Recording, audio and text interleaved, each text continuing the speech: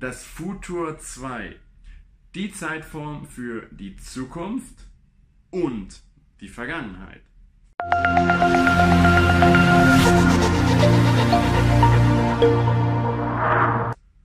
Hallo, mein Name ist Jan und ich bin dein Lehrer hier auf Easy Deutsch. Im heutigen Video erkläre ich dir die Zeitform Futur 2. Im Futur 2 geht es immer um abgeschlossene Handlung. Entweder in der Zukunft oder in der Vergangenheit. Wie genau das funktioniert und wie du das Futur 2 bildest, das zeige ich dir jetzt anhand meines E-Books. Das Futur 2. Was ist das Futur 2?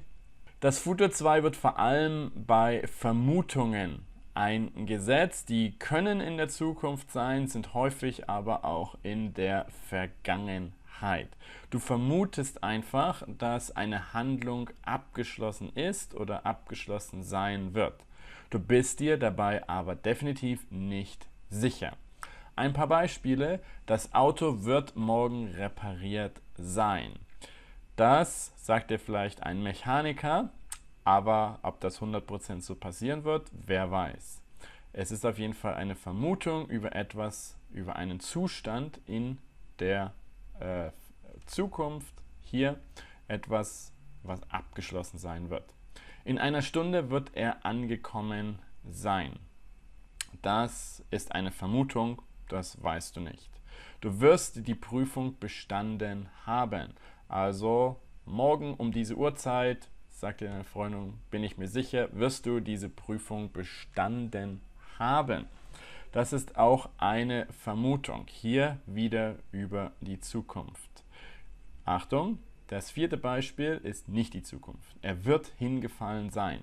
Das ist eine Vermutung über vielleicht eine Verletzung von jemandem, den wir gerade sehen. Und wir vermuten, weil sein Knie blutet, sein Knie offen ist, dass er hingefallen sein wird.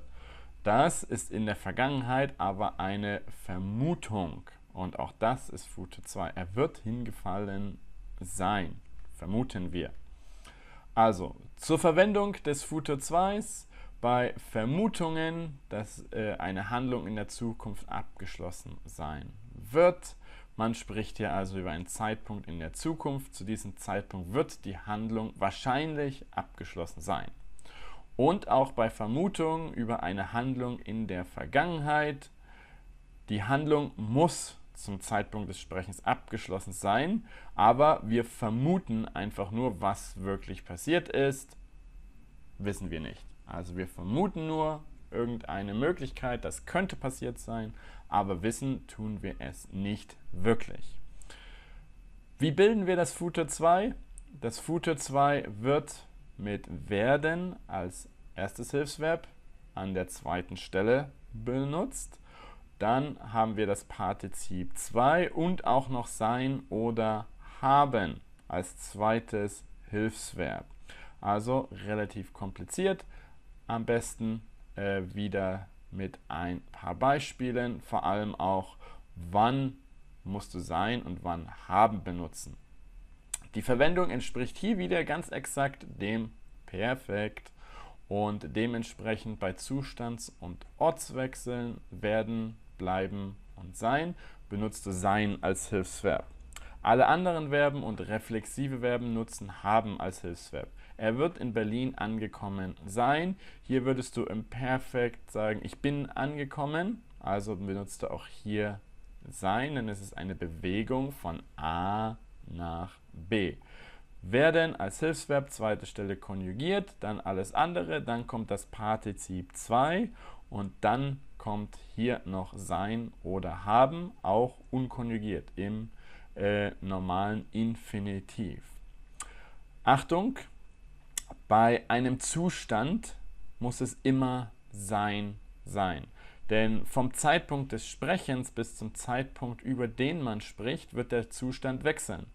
Deswegen sein.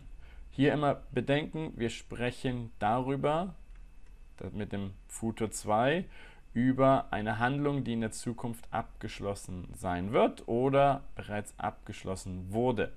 Deswegen, es gab definitiv einen Zustandswechsel, wenn wir über einen Zustand sprechen. Deswegen, sobald ein Zustand ist, wie repariert sein, es muss sein als Hilfsverb sein. Repariert ist ein Zustand und dementsprechend muss da sein benutzt werden.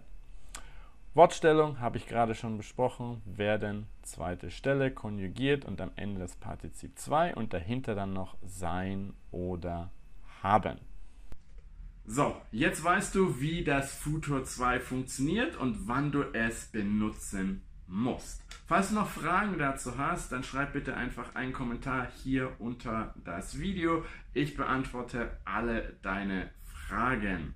Das E-Book, das ich hier im Video benutzt habe, findest du übrigens auch zusammen mit all meinen anderen E-Books zur deutschen Grammatik verlinkt unter diesem Video.